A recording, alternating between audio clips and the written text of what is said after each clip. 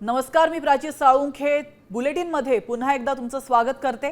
आणि आता एक महत्त्वाची बातमी आहे। हिंदी सक्ती विरोधात उद्धव ठाकरे आणि राज ठाकरे आंदोलनाच्या मैदानात उतरलेत। मनसे अध्यक्ष राज ठाकरे यांनी 6 जुलैला मुंबईत मोर्चाची हाक दिली आहे आणि या मोर्चामध्ये कुठल्याही पक्षाचा झेंडा नसणार आहे।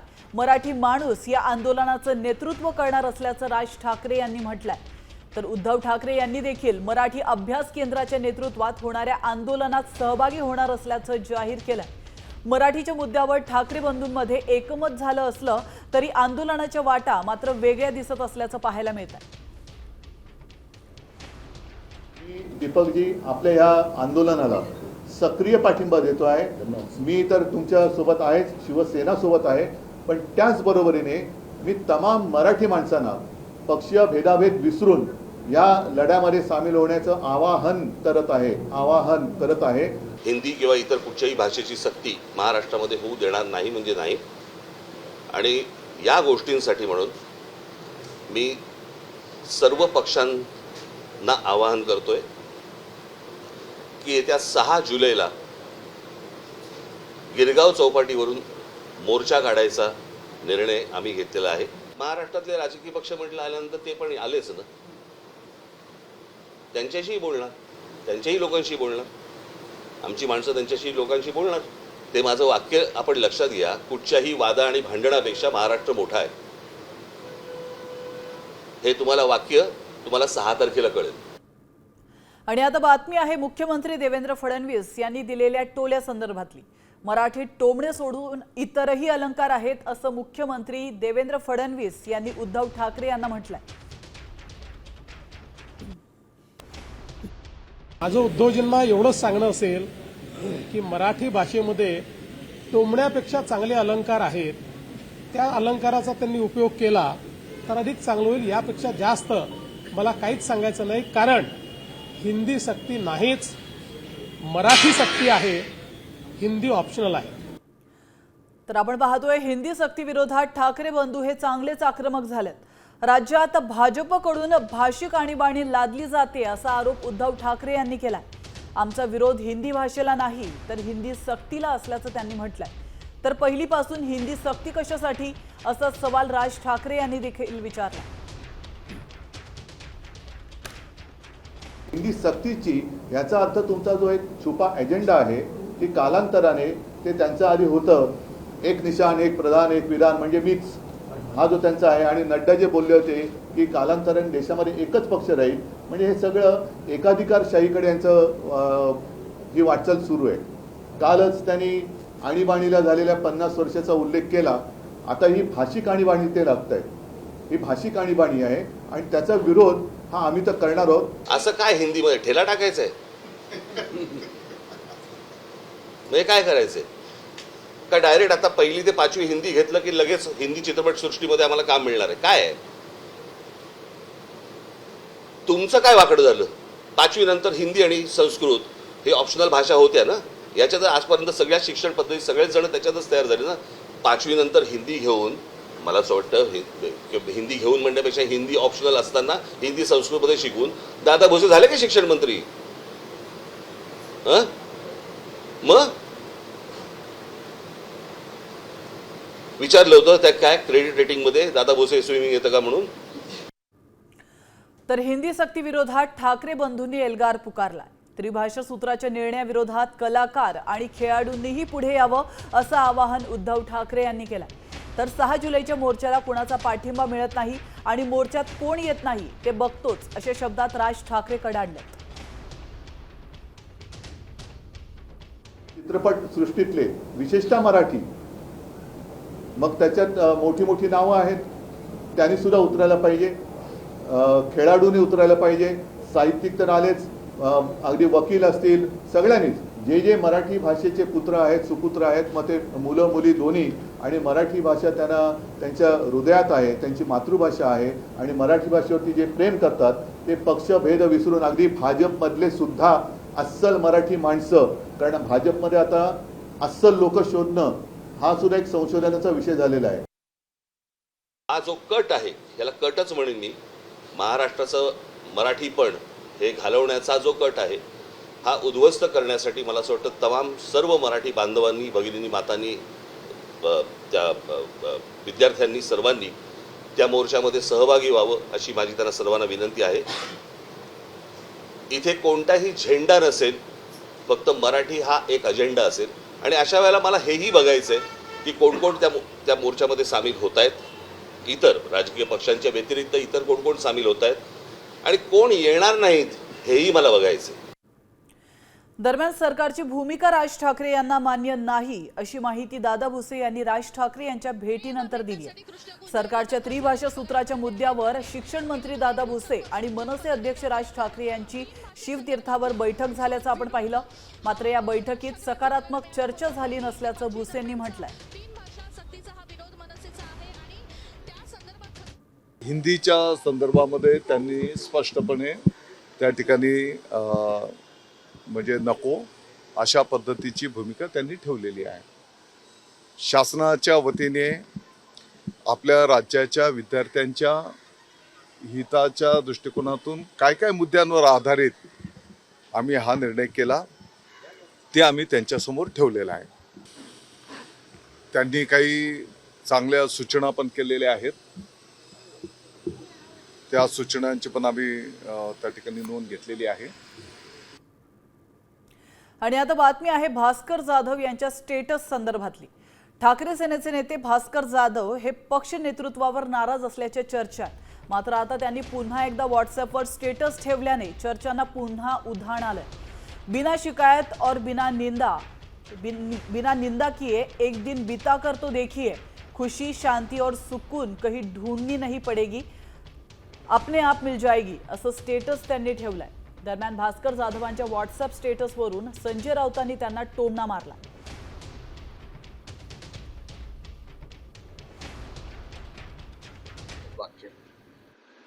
म्हणजे इंटरेस्टिंग वाक्य आहे. पूर्वीच्या मराठी साहित्यामध्ये वि स खांडेकर, नासी फडके,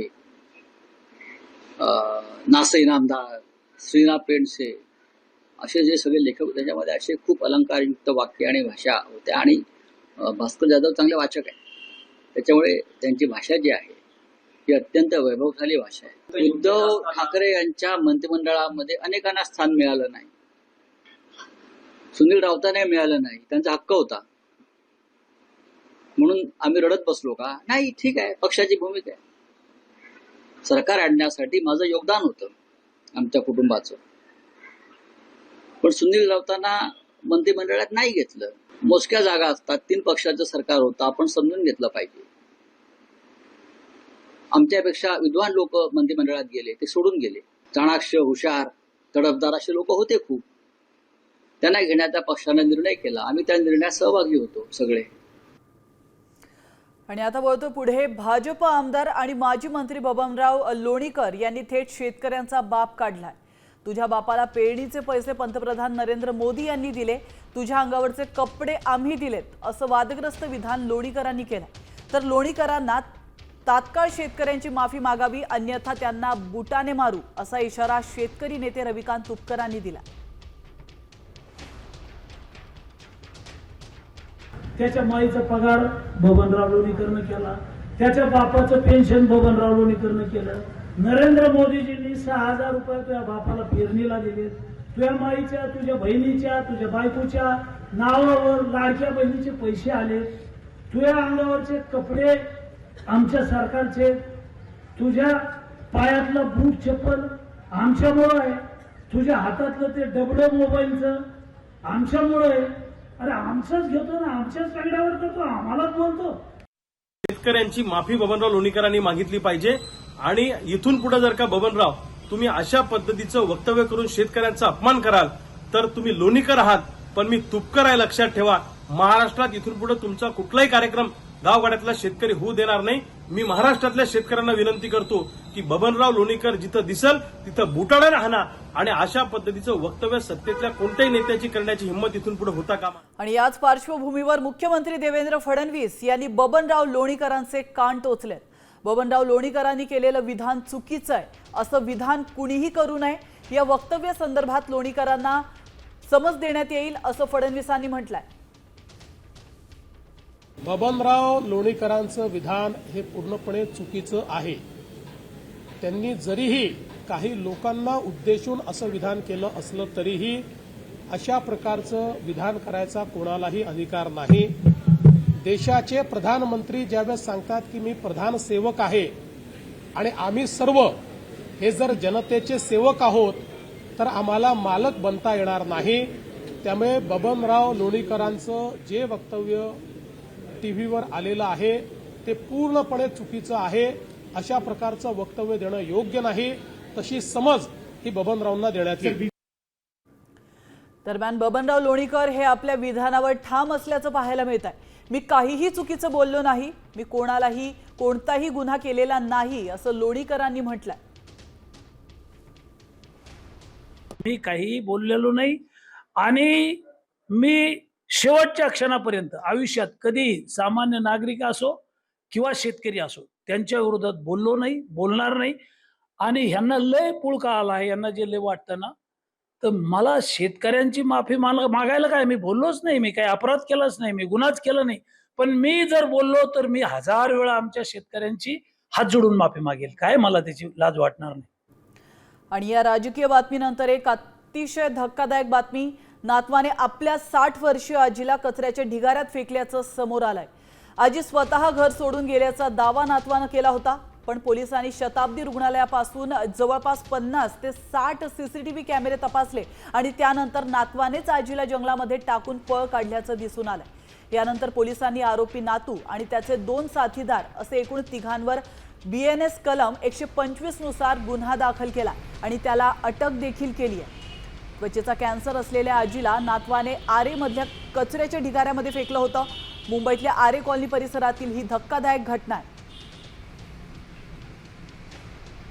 तर आपण या दृश्यांच्या माध्यमातून पाहू शकतो नातवाने आपल्या 60 वर्षीय आजीला कचऱ्याच्या ढिगाऱ्यात फेकल्याचं समोर आलंय आणि या घटनेच्या आधीचा हा सीसीटीव्ही फुटेज आपण पाहू शकतो. या दृश्यांच्या माध्यमातून पाहायला मिळतंय की या दवाखान्यातून काढून त्या आजीला तो आरे कॉलनीतल्या जंगलामध्ये घेऊन गेलाय आणि त्या ठिकाणी कचऱ्याच्या ढिगाऱ्यामध्ये त्याने आपल्या स्वतःच्या 60 वर्षीय आजीला फेकून दिलाय. तर आजी स्वतः घर सोडून गेल्याचा दावा या नातवानं केला होता. दिनांक 22 पहाटे 22 जूनच्या पहाटे 7:30च्या आसपास आम्हाला एक माहिती मिळाली की एक महिला जखमी अवस्थेत युनिट नंबर 32 कडे जाणाऱ्या जंगलाच्या एरियामध्ये कचऱ्याचा ढीग आहे त्याच्या बाजूला एक पडलेले आहे. त्याप्रमाणे आमचे अधिकारी अंमलदार त्या ठिकाणी रवाना केले. तर ती महिलेची परिस्थिती खराब होती एकदम. तर तिला वैद्यकीय मदतीची आवश्यकता असल्याने तिला आम्ही तातडीने अगोदर ट्रॉमा केअर नंतर बघू. आणि आता या निर्दयी नातवावर काय कारवाई केली जाते हे पाहणं देखील तितकंच महत्त्वाचं असणार आहे. आता पाहूयात पावसासंदर्भातील बातम्या. पुराच्या पाण्यामध्ये अडकलेल्या 3 मुलांची सुटका करण्यात आली आहे. मुसळधार पावसामुळे वर्ध्यातील यशोदा नदीला पूर आल्याचं आपण पाहतोय. वर्धा जिल्ह्यामध्ये जोरदार पाऊस बरसतोय. नदी नाल्यांना या ठिकाणी पूर आलाय आणि या पुरामध्ये 3 मुलं अडकलेली होती आणि त्यांना वाचवण्यामध्ये यश आलं. तर त्यांना वाचवतानाची ही दृश्य आपण पाहतोय.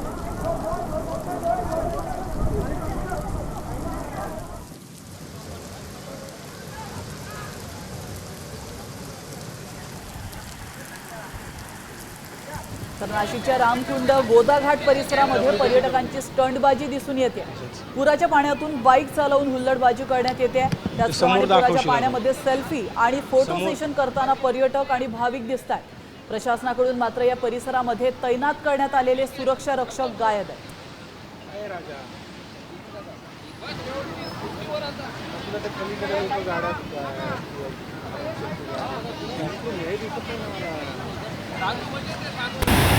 तर नाशिकमधील सोमेश्वर धबधबा ओसंडून वाहू लागलाय. मुसळधार पावसामुळे गंगापूर धरणातून सोडण्यात आलेल्या पाण्याच्या विसर्गामुळे सोमेश्वर धबधबा गेल्या 8 दिवसांपासून प्रवाहित झाला. त्यामुळे हा धबधबा पर्यटकांसाठी आकर्षणाचा केंद्रबिंदू ठरतोय. धबधब्याचा आनंद लुटण्यासाठी पर्यटकांची या ठिकाणी गर्दी देखील होते.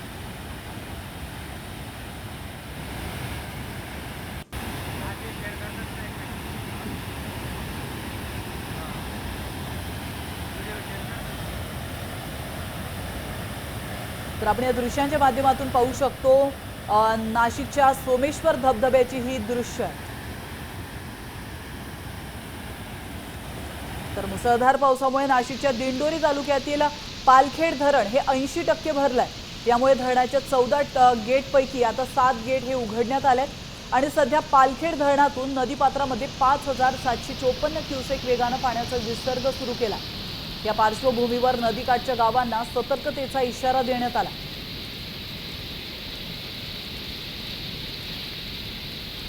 तर अकोल्यामध्ये मुसळधार पावसामुळे नदी नाले ओसंडून वाहत आहेत। पिंजर ते खेडा या मार्गावरील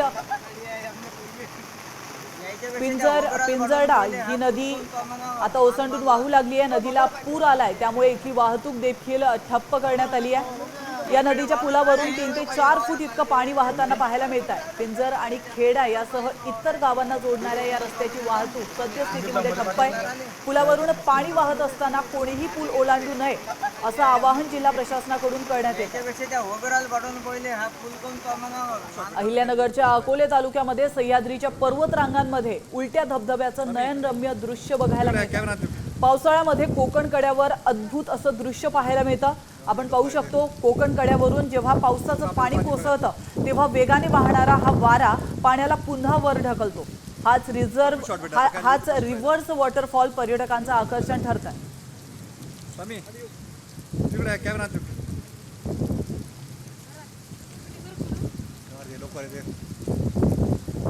आणि आता बातमी आहे वाशिम मधून। वाशिम जिल्ह्यात गेल्या 20 तासांपासून मुसळधार पाऊस बरसतोय। नदी नाले तुडुंब भरून वाहू लागले आहेत, तर नदी नाल्यांना पूर आलेला आहे। नागपूर संभाजीनगर महामार्गावर उतावळी नदीला देखील पूर आलाय, त्यामुळे वाहतूक ठप्प झाली। जवळपास 6 ते 7 तासांपासून मार्गावरची ही वाहतूक ठप्प झाली आहे। 2 मार्गांवर वाहनांच्या रांगा लागल्याचं पाहायला मिळतं।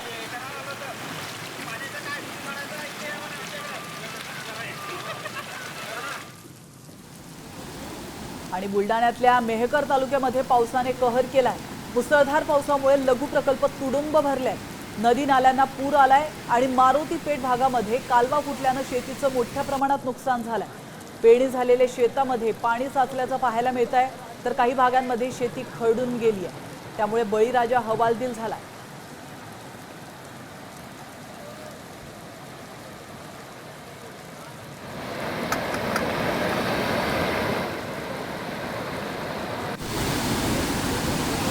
रायगडमध्ये काय परिस्थिती आपण पाहू शकतो। रायगडमध्ये श्रीवर्धन तालुक्यात मुसळधार पाऊस बरसलाय। समुद्राला उधाण या ठिकाणी आलंय। समुद्रात उंचच्या उंच लाटा उसळत आहेत। सध्या किनारपट्टी भागामध्ये वेगाने वारे वाहत असून इथल्या नागरिकांना सतर्कतेचा इशारा देण्यात आला।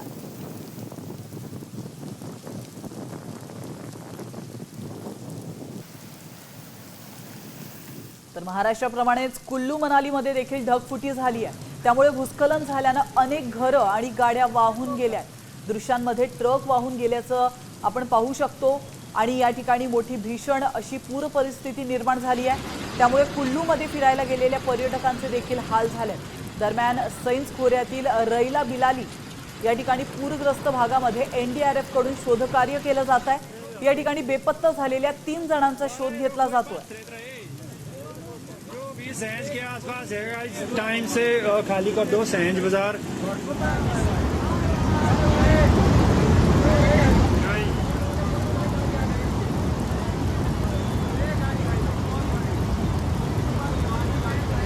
बहुत ज्यादा तबाही लाते हुए सिउंड, ये देखो काली माता का मंदिर बच गया, बाकी सब कुछ चले गया हो।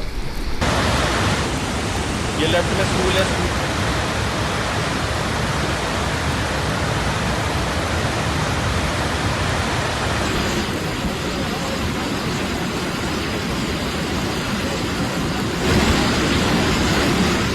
तर आपण पाहतोय कुल्लूमध्ये ढगफुटी झाली आहे आणि यामुळे तुफान पाऊस या ठिकाणी कोसळतोय। या पावसामुळे आलेल्या पुरात लाकडांचे ओढके देखील वाहून जाताना पाहायला मिळतात।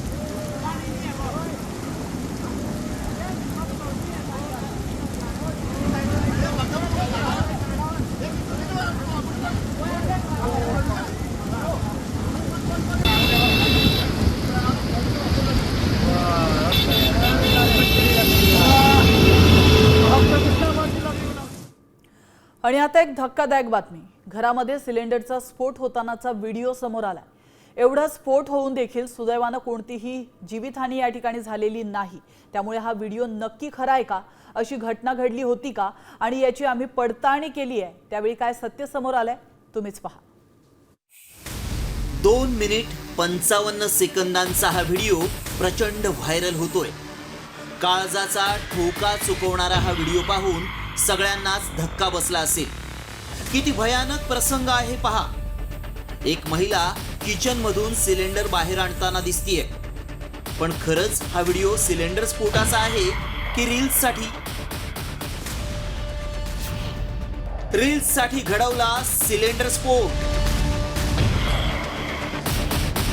भीषण स्फोटात कुणाला साधी जखमही नाही.